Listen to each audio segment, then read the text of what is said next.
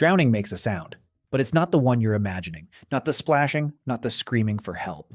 The real sound of drowning is almost nothing at all. And by the end of this, you'll understand why that silence is the most important thing nobody ever told you. Stay with me, because what your body actually does in those final seconds is not what you think. Picture it. You're in the water. Maybe the ocean, maybe a lake, maybe a pool a little deeper than you expected. 1 second, everything is fine. And then it isn't. A wave, a cramp, a moment of tiredness, and suddenly your mouth dips below the surface. This is where the movies have lied to you your entire life. In films, a drowning person thrashes. They wave their arms, they scream your name, they make a scene. Real drowning is the opposite. Real drowning is silent. There's a name for what actually happens. Scientists call it the instinctive drowning response. And once you understand it, you'll never look at water the same way again. Here's the first thing that happens. The moment your airway dips below the surface, a primal system takes over. Older than thought, older than language. Your body's only goal becomes keeping your mouth above water for one more breath. And to do that, it shuts down everything that wastes energy. Your arms, they press down instinctively on the water's surface, trying to lever your mouth up. They cannot wave for help. They physically cannot. The system that's keeping you alive has taken your arms hostage. Your voice? Gone. Breathing comes before speech. Always. You cannot scream because every molecule of air is being spent trying to stay alive. There is no breath left over to make a sound. So a drowning person can be 10 feet from safety, from other people, from their own family on the shore. And no one notices. Because to everyone watching, you just look like you're treading water, quietly, vertically, your head tilted back, eyes empty. This silent struggle lasts only 20 to 60 seconds. And then you slip under. Now it begins. The part happening inside you. You're underwater holding your breath. And here's something that will surprise you. That desperate, screaming urge to breathe, it is not caused by a lack of oxygen. It's caused by carbon dioxide. As you hold your breath, carbon dioxide builds up in your blood. And your brain has a sensor that monitors it obsessively. When that carbon dioxide climbs high enough, it triggers an alarm so violent, so total, that no amount of willpower can override it. It is one of the most powerful urges a human being can feel. This is the breaking point. And everyone has one. You can train it, delay it, fight it. But you cannot win. Eventually, against everything you want, your body forces you to inhale. But before that happens, your body plays one more card. The instant cold water hits your face, something ancient switches on. A reflex you share with seals, with dolphins, with diving whales. Scientists call it the mammalian dive reflex. Your heart rate drops. Your blood vessels tighten, pulling blood away from your arms and legs and hoarding it around your heart and brain. Your body is buying time, stretching your last oxygen as far as it will go, protecting the only thing that matters now, you. And underwater, that is the moment everything changes. Because the instant water touches the entrance of your lungs, your body does something almost unbelievable. Your vocal cords slam shut. A hard, involuntary spasm called a laryngospasm, sealing your airway tight to keep the water out. Think about what that means. At the exact moment you finally desperately need to breathe, your own body locks the door. It's not trying to kill you. It's the opposite. It is trying with everything it has to keep that water out of your lungs for just a few more seconds. Your body is still fighting for you, still betting that rescue might come. But here's the cruel part. That sealed airway means no air gets in either, and so the oxygen already in your blood starts to run out. Fast. And remember, your brain is the hungriest organ you have. 2% of your weight, burning 20% of your oxygen with almost no reserves. So as the oxygen drops, your brain begins, region by region, to go quiet. And this is where the terror starts to fade. This is the twist nobody expects. Because you'd assume the final moments of drowning are the most violent, the most full of panic.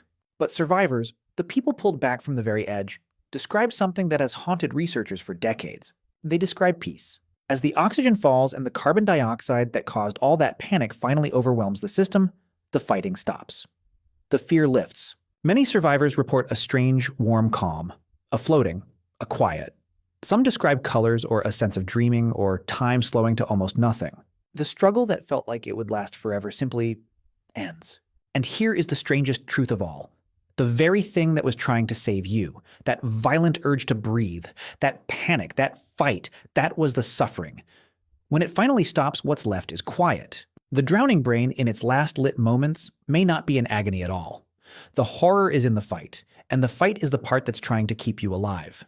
Let that land. The most peaceful part of drowning is the part where your body finally stops trying to save you. Now, I need to be honest with you because this is exactly where it gets misunderstood. That piece is not a doorway. It's not proof of anything beyond. It is biology. It is simply what a brain feels as the alarm systems that generate fear are starved of the oxygen they need to keep firing. The calm is the sound of the smoke detectors going silent, not because the fire is out, but because the batteries are finally dying. And this is why drowning is so uniquely dangerous. Because every instinct you have about it is wrong. You think it's loud. It's silent. You think you'd have time to call out. You won't. You think the danger is the panic. But the panic is the part still fighting for you. It's the calm that means time is almost up. This is why people drown at crowded beaches, in busy pools, surrounded by lifeguards and loved ones. Not because no one cared, but because drowning doesn't look like drowning. It looks like someone quietly bobbing in the water, maybe glancing toward shore, not making a sound. So now you know what to actually look for: the silence.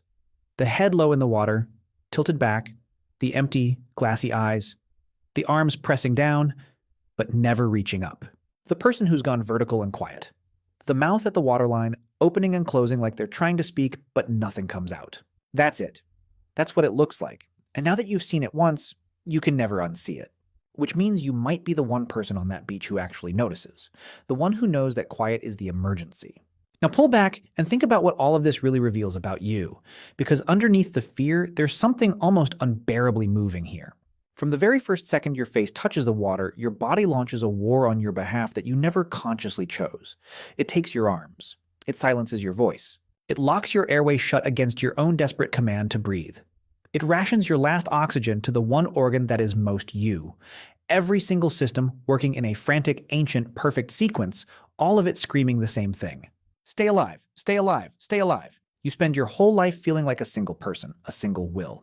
But in the water, you discover you are something else. You are a body that loves you more fiercely than you will ever consciously know. A body that will fight for you long after your conscious mind has given up. That will keep betting on rescue, keep sealing the door, keep guarding the last breath, right up until the very end. Remember the silence I told you about at the start? Now you understand it. That silence isn't surrender. That silence is the sound of a body spending everything. Every reserve, every reflex, every last drop, trying to give you one more second of life. We fear drowning as one of the loneliest, most terrifying ways to go. And the danger is real, and the silence is deadly, and you should respect the water more after today than you ever did before. But you are never in those moments as alone as you feel. Something is with you in the dark water, fighting, refusing to quit. It's the same thing that's with you right now, watching this, beating, breathing, holding you together without a single word of thanks. The body you barely think about. The one that has never, for 1 second of your entire life, stopped trying to keep you here. Human.